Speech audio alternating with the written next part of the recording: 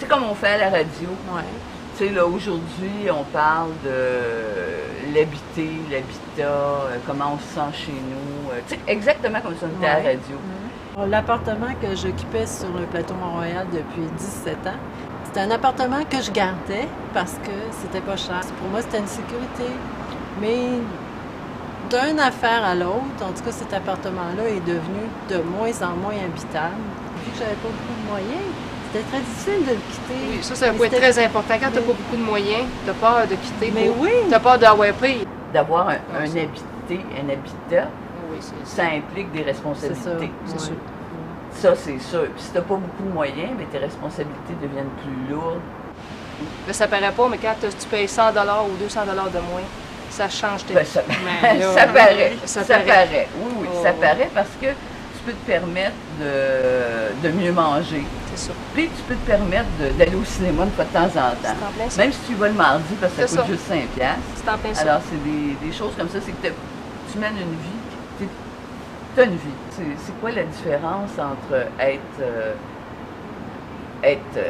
SDF, nomade, itinérant? Ouais, hein? Dans le fond, le cheminement, il revient toujours un peu à la même chose. C'est que tu arrives dans une situation où c'est pas de l'itinérance comme telle, là, c'est-à-dire quand Non.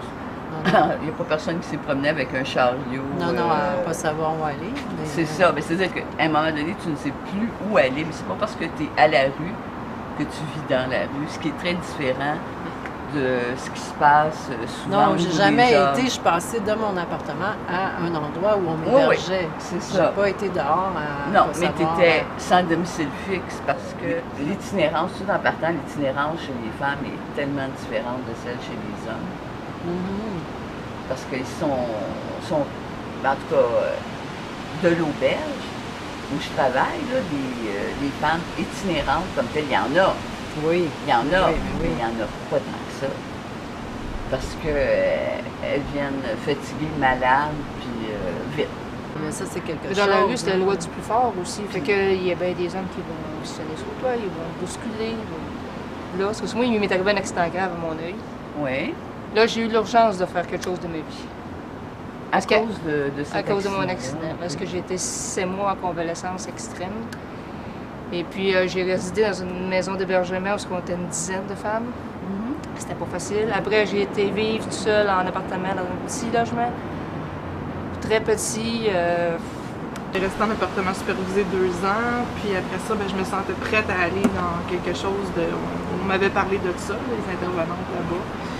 Puis là-bas, j'ai pas aimé ça du tout. J'ai été 1 an là, puis j'étais dépressive vers la fin. C'était trop petit, c'était vraiment petit, là, tu sais, petit frigo, puis Petit. 2 ronds, juste 2 ronds, là, pour fonctionner. Fait que la santé, là, elle allait pas fort. Fait que... Ça a été très, très... une période très difficile, mais qui m'a amenée à... j'ai été obligée d'être hébergée. J'ai été obligée de sortir de cet appartement-là, puis j'avais pas vraiment d'endroit où aller. Ce qui fait que, j'ai fait connaissance avec les ressources pour Les les maisons femmes d'hébergement, en oui. difficulté. Mais Tu as des ressources qui sont plus... contraignantes que d'autres. Oui.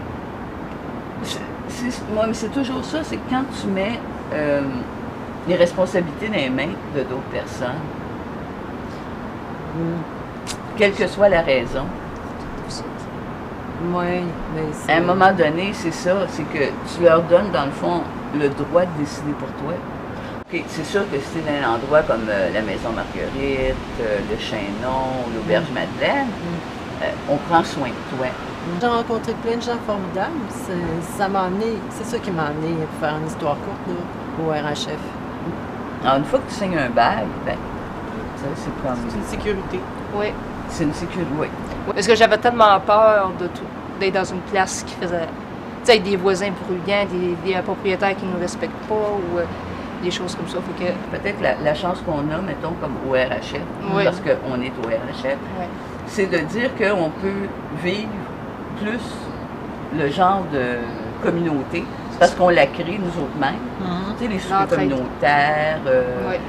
avec les réseaux des femmes, c'est-à-dire à un moment donné, plus tu te connais, plus tu te dis Ah, toi tu fais ça, moi je fais ça, on peut-tu faire quelque chose? Ça, il y a un côté coopératif qui est dans cette grande ville-là qui peut paraître sauvage.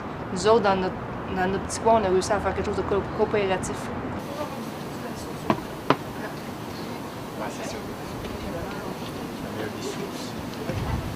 Elle est bonne Oui. ta salade. Ben oui, mais j'ai oublié.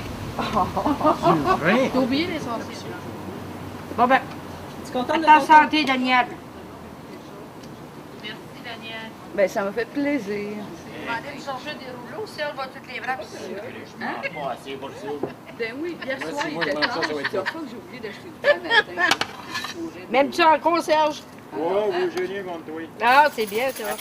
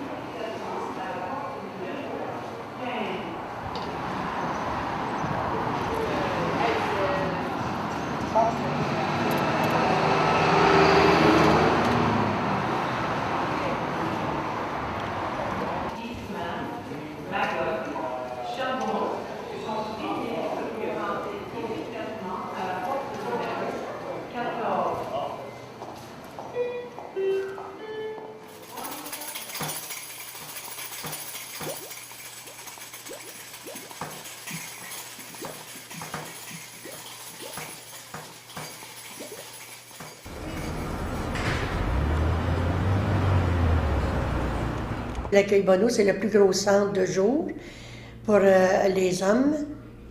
Il y a quelques femmes maintenant qui viennent. Alors, peut-être 20 femmes pour 500 hommes, mais c'est un gros centre qui est très connu de la clientèle, qui donne beaucoup d'enseignements, et se donne beaucoup d'enseignements entre eux, et aussi des ressources. Parce que l'itinérance touche à beaucoup de... Elle touche à la santé, touche à la pauvreté, évidemment, touche à la justice, touche au logement. Alors, il y a un groupe d'habitués qui reviennent parce qu'ils sont en chambre autour. Souvent, ils ne sont pas tellement habilités pour se faire à manger. Ils viennent. Mais c'est surtout ceux qui préfèrent, qui ne veulent pas fréquenter les centres d'une façon régulière, les centres d'hébergement. Il y en a qui veulent tellement leur liberté qu'ils ne veulent pas se soumettre à des règlements dans ces centres-là. Alors, eux sont dans la rue, mais ils vont venir. Alors, ils vont venir ici d'une façon régulière pour manger le matin et l'après-midi. Et il y a un groupe qui a toujours des nouveaux qui s'ajoutent. Vous offrez des chambres ou des logements? On a 4 maisons de chambre, 2 qui ont été passées par la Ville de Montréal, parce qu'ils savent qu'on veut stabiliser les hommes au niveau du logement, puis les sortir de la rue surtout, et 2 qui nous appartiennent, parce qu'on travaille avec la Société d'habitation du Québec, Alors, dans ces deux maisons-là, les hommes payent 25 de revenus. Puis ceux de la ville, les deux maisons de la ville, celles de la ville, les deux maisons payent à peu près le prix du marché. J'étais 5 ans dans la rue, à coucher dans une ruelle, au coin de François-Xavier et Saint-Paul, c'était mon lit. Pendant 5 ans, l'hiver avec. Plus maintenant. Non, ben après 4 ans dans la rue, là, j'étais brûlé, tentative de suicide, dépression. Et puis j'ai fait une demande d'application au 420 à l'accueil Bonneau pour un logement. J'ai attendu 1 an sans les attendre, ça fait 5 ans. 4 ans plus 1 fait 5. 1 an sans les attendre. Après ça, ma soeur, dans ce temps-là, ça sort d'école. Elle m'a donné mes clés. Daniel, tu vas rester à Joseph Vincent. Un studio. Ça fait 4 ans depuis c'est ouvert que je demeure là. Mais par contre, dans le jour, je sors de chez nous, je viens vivre dans la rue pareil. J'ai pas perdu l'habitude de la rue. Je fouille dans mes poubelles, tout ça. C'est automatique. Vous sentez-vous Puis chez je quête dans la rue. vous sentez-vous chez vous à l'accueil Bonneau? Ben, je reste dans une maison de l'accueil Bonneau. Je me sens bien, je suis chez nous, je paye mon loyer à tous les mois, je paye pas cher. Parce que l'Office d'habitation de Montréal paye 75 de mon loyer, moi je paye 25 Moi, c'est mon petit paradis. J'arrive le soir, je couche plus dans la rue, parce que j'ai mon chez nous. J'ai mon lit, j'ai mon matelas, chez nous. Par ma porte, chez nous. Pas dérangé par personne. Puis je suis heureux, j'en remercie Sœur Monique, tout ici. Je vous remercie, monsieur. J'ai plus rien à dire. Bienvenue. Mais là, il y a un phénomène nouveau, c'est les fins de mois. Il y a des gens qui ne sont pas nécessairement dans la rue qui viennent parce qu'ils n'arrivent pas, qui viennent manger ici. Ça aussi, c'est un nouveau phénomène. OK. Est-ce qu'il y a un pourcentage que vous pouvez cibler?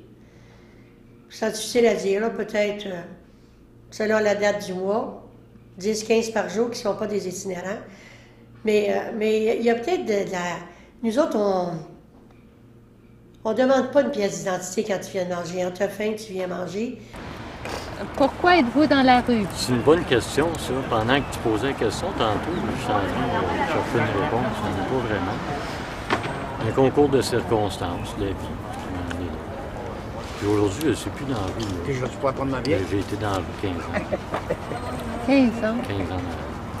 Ça a été long. Ça a été long. Beaucoup. Mais aujourd'hui, ce qui me ramène à la rue, c'est la fraternité des gars entre nous autres. Les liens que je me suis créés avec les gars, c'est important pour moi, ça me tient en vie aujourd'hui encore. C'est des liens humains. C'est ça que j'ai trouvé dans D'accord. Vous sentez-vous chez vous à l'accueil Bonneau? C'est ce que je suis en train de dire. Plus que chez nous. Je me sens avec mes frères. C'est encore plus que chez nous. Je viens manger. La plupart du temps, c'est toujours la même chose depuis un temps. L'après-midi, des sandwichs au ballonnier ou des sandwichs au jambon. Tu sais? Mais je viens me nourrir avec les gars. C'est ça, je vais me faire bien plus que de me nourrir. Merci. Ils viennent aussi pour se rencontrer. Moi, quand j'ai commencé ici, là, les hommes mangeaient la tête dans l'assiette quasiment. Là, ils se donnent des rendez-vous. Alors, ils se rencontrent ici. C'est vraiment un lieu de rencontre. Alors, c'est ça aussi qui fait que ça fait un esprit familial. Ça fait juste 3 jours que je suis dans la rue, puis je me suis revirée de bord, je me suis trouvé un logement. Dans une enquête de crédit, papa. Enquête de crédit. Ah oui? Ça ne marche pas. Là, j'ai été voir une chambre de motel ou un motel Excel, puis ils prennent le monde démuni, puis tout, dans la rue. Ça me coûte 700$ par mois, mais j'ai tout compris. Moi puis mon conjoint, c'est à qui te parlais tantôt. OK, fait que vous êtes deux quand même qui payez ça. Oui. Ça prend ça au moins. C'est ça en attendant de trouver quelque chose de moins cher, j'imagine, parce que c'est cher. Oui, c'est ça. Juste le temps de me revirer, me retrouver un autre logement. Okay. Mais tu sais, au moins, tu as tout là-bas, là, tu sais, t'es pas dans la rue. Oui. Parce que j'ai couché 2 jours ici dans la rue, puis je trouvais ça prêt en crime. Une chance d'être avec votre copain, parce Ouais. que seule, une femme dans la rue, ça doit pas être drôle. Hein? Non, je l'aurais pas fait. Je l'aurais vraiment pas fait. Mais je vous souhaite une bonne journée. Ben, un gros merci. Hein. Bonne chance. Bye.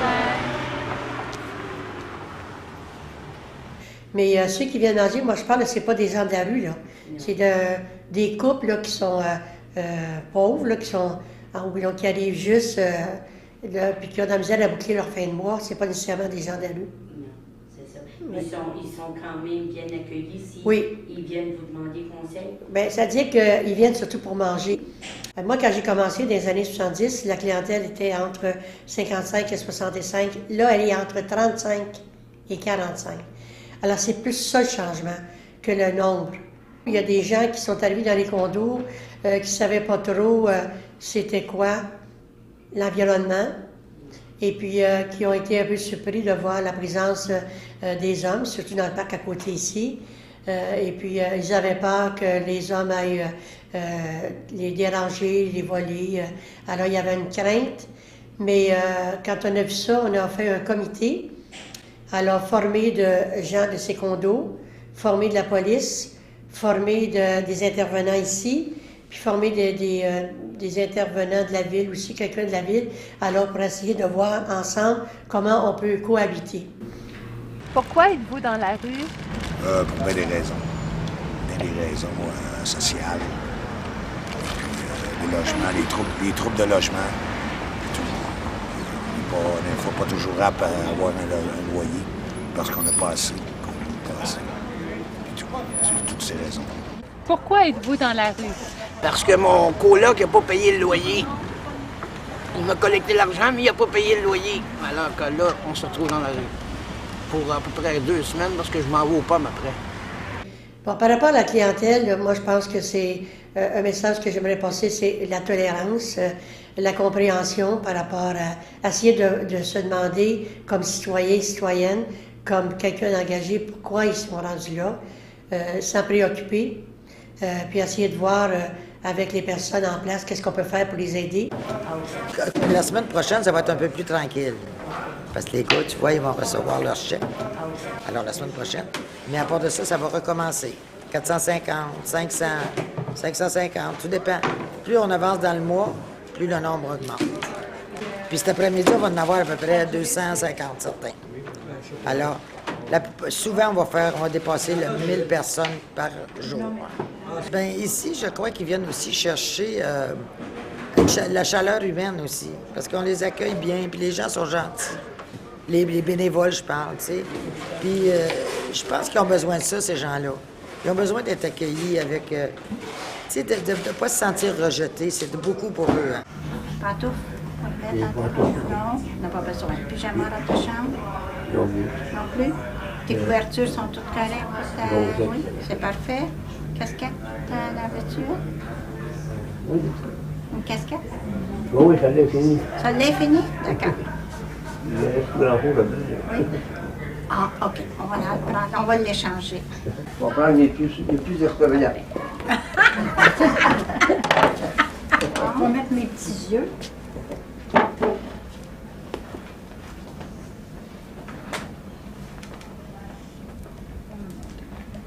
Bonjour. Bonjour. Bon, la grandeur du pantalon, on commence par le pantalon. 32,29. On va aller voir ça. En attendant, vous allez vous choisir une belle chemise, OK? Les petites grandeurs en haut, les grandes grandeurs en bas.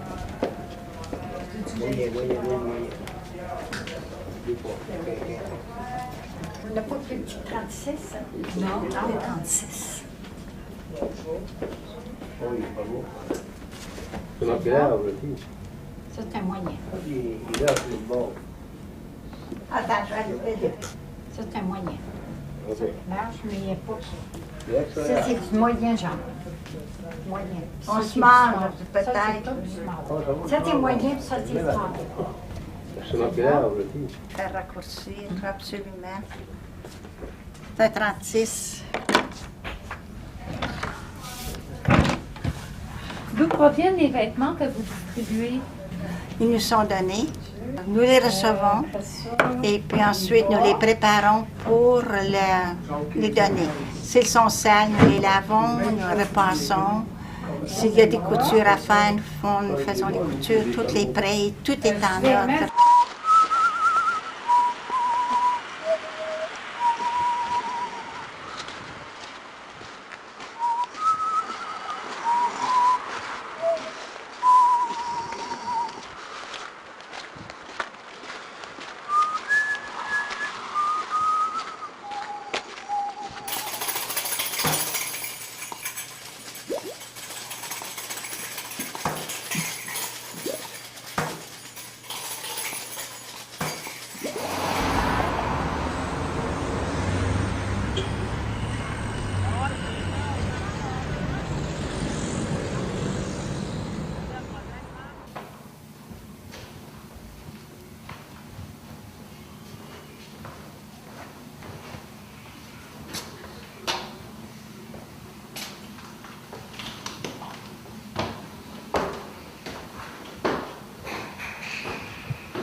parce que, gars, aussi, là, on est du monde qui sont à peu près tous pauvres, tous mentalement, des petits problèmes. Puis le monde ici, sont presque tous riches. C'est tout un bout de propriétaires, de maisons de 500, 600, 700 000 piastres. Puis on ne fait pas partie du décor d'une certaine manière. Le grand désavantage qu'on a, c'est qu'on est dans le plateau Mont-Royal. Il était bien évident que le marché privé était très, très intéressé à en prendre possession. Il y avait une condition pour qu'on puisse l'obtenir. La ville nous autorisait à subventionner un programme de logement social en autant que ça demeure des chambres. La nuance est importante. Avant l'acquisition, il a fallu déposer des plans. On a déposé des plans pour 37 studios et non pas 57 comme actuellement. Les plans ont été refusés. La ville ne voulait pas. Ils ont dit non, si vous faites des grandeurs de studios, il va y avoir une contestation, puis les citoyens vont gagner de privé. Il aurait fallu aller en consultation publique, et là, on n'est pas sûr que dans ce coin-là de la ville, ils auraient accepté d'avoir 37 studios pour des gens, en guillemets, démunis et pauvres. La vraie raison, là, c'est ça. On a redéposé des plans à 47 chambres, quand même un petit peu plus grandes que celle qu'il y a là, mais 47. Ça a encore été refusé. Ça, c'est-à-dire, moi, ça, c'est toujours fermé, parce que moi, le soir, ben, ici, je suis chez nous, hein, donc je suis tenu collé, je suis bien. Mais il faut que je ferme.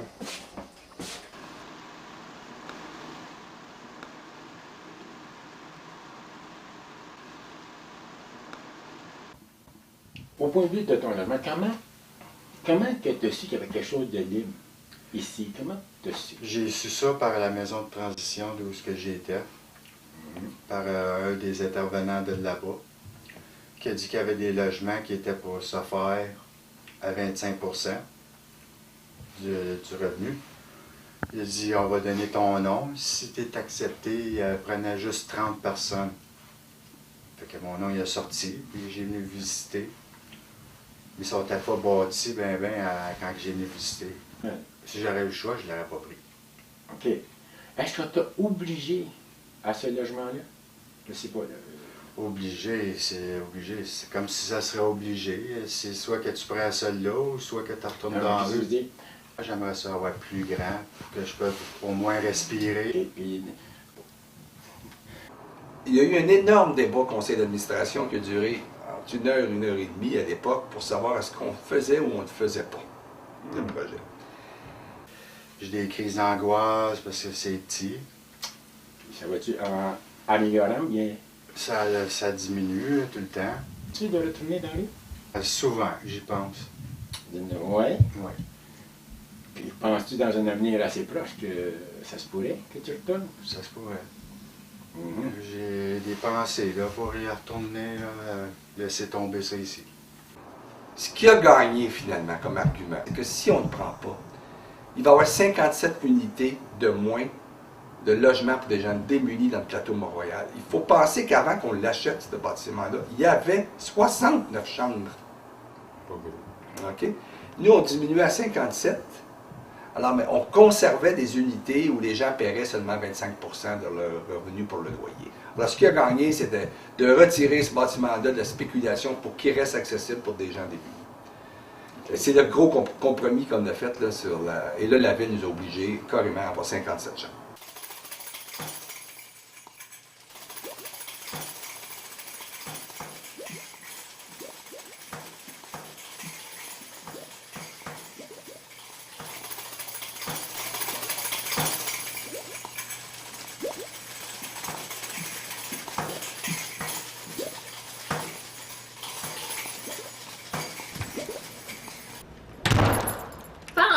Cette porte-là. Oh, je te dis qu'elle, je commence à en avoir mon voyage. Ça fait 2 ans que ça dure.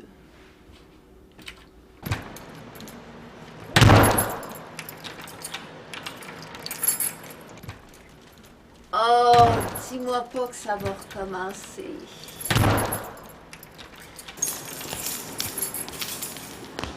Cette fois-là, je me laisserai pas faire. Lâche-la à la porte! Je suis capable d'en faire autant que toi, même plus encore. Tellement que j'en ai mon char. Je céderai pas au sacrifice. Je céderai pas!